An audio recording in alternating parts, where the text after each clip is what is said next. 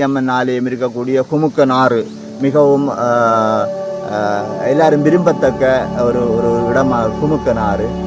இரண்டாவது குமுக்கநாத்தை கடந்து சின்னப்பட்டை.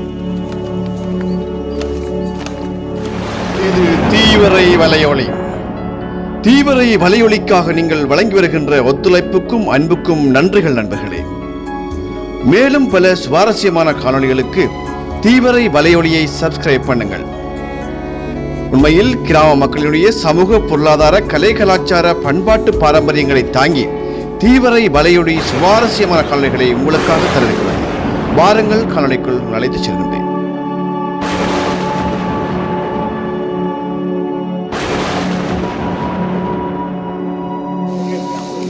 அரோகரா சரவணபாய கதிர்காமக்கந்தனுக்கு அரோகரா.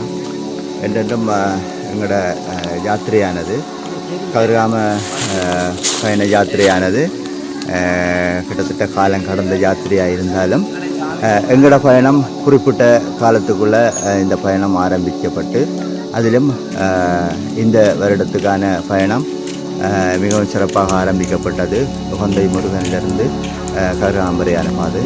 இதிலே எங்களோட குருவாக இருந்த குருவாளர் எங்களோட ராமச்சந்திரன் சார், எங்களோட யூடியூப் வலைத்தளத்தின் ஸ்தாபகர் மற்றும் எங்களோட வைத்தியர் சோதிராஜ் மற்றும் ஏனைய எங்களோட துறைசார் பணியாளர்களுடன் இணைந்து மொத்தமாக நாங்கள் 16 பேர், அதில் 6 பெண்களும் 10 ஆண்களுமாக எங்களோட பயணம் 20ஆம் தேதி உகந்தை முருகன் ஆலயத்திலிருந்து தொடங்கப்பட்டு தற்போது நாங்கள் நிற்கிற இடம் வந்து வள்ளிப்பாலம்னு சொல்லப்படுற வள்ளியாத்தில்.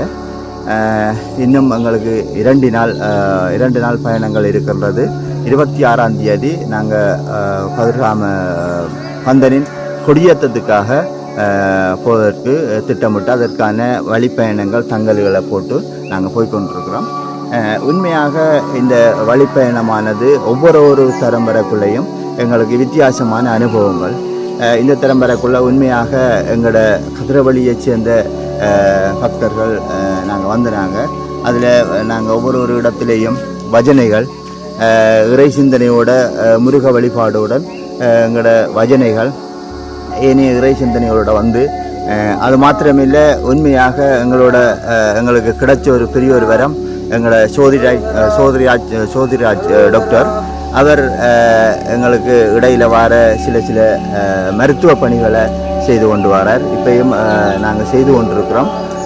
அந்த வகையில் துறைசார் எல்லாருமா சேர்ந்து இந்த புனிதமான கதிர்காம கந்தனின் யாத்திரை பயணத்தை இன்றைக்கு 4வது நாளாக நிறைவேற்று இன்னும் 2 நாள் முடிப்பதற்கு இடையில் வள்ளிப்பாலத்தில் இருந்து கொண்டிருக்கிறோம்.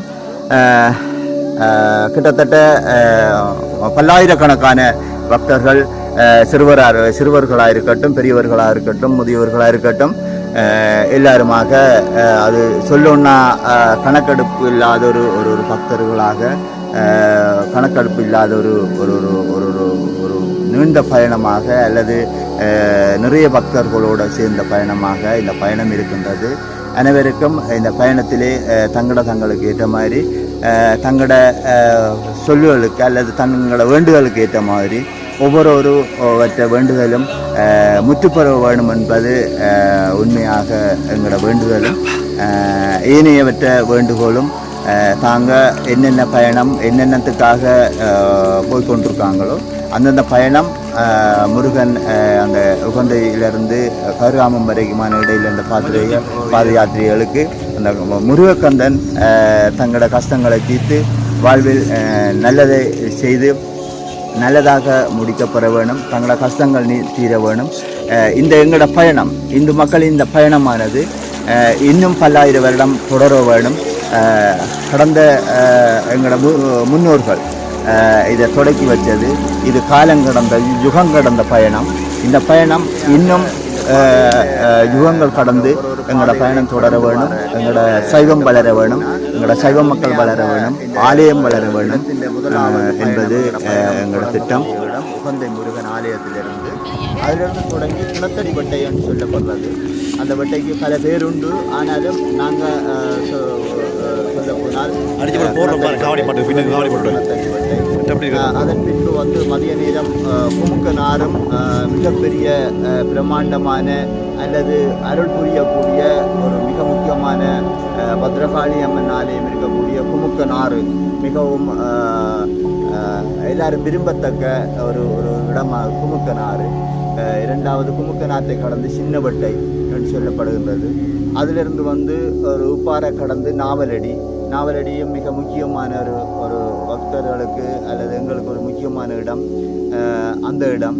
அதிலிருந்து வந்து சின்னவட்டை, அதிலிருந்து வந்து வியாழன்னு சொல்லப்படுற கள்ள வியாழன்னு சொல்லப்படுற அதில் உண்மையாக ஒரு அன்னதானம் என்பது மிகவும் எங்களோட சகோதர இனத்தைச் சேர்ந்தவர்களால் ஒழுங்கு செய்யப்பட்டு கொடுக்கப்படுகின்ற பெரிய ஒரு அன்னதானம். அது எல்லாருக்கும் பிடித்த ஒரு அன்னதானம்.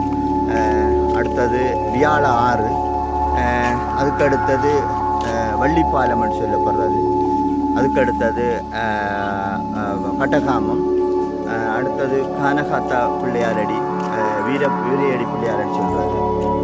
கடைசியாக எம்பெருமான் கதிர்காம கந்தனின் புனித பூமிக்கு எங்களோட யாத்திரை பயணம் நிறைவேற்று, எங்களோட யாத்திரையும் நிறைவேற்று நாங்கள் மீண்டும் எங்கள் வளமையான நிலைக்கு போகக்கூடியதாக இருக்கும்.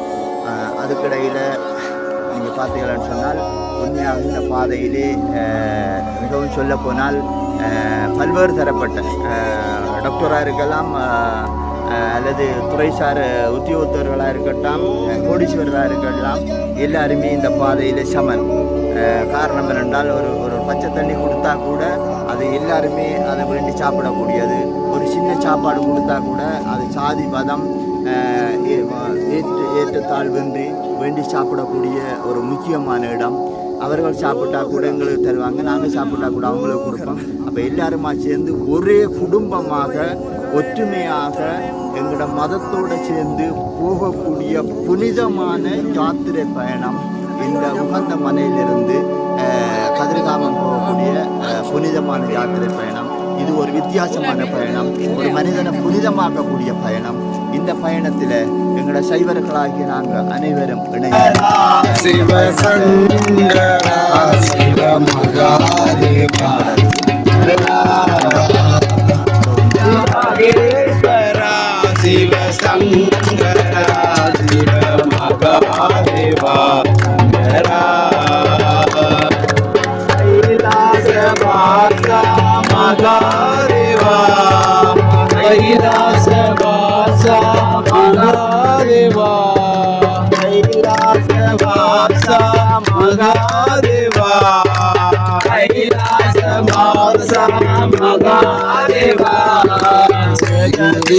சரபவ மகாதேவா, ஜெகதீஸ்வர பவ மகாதேவா.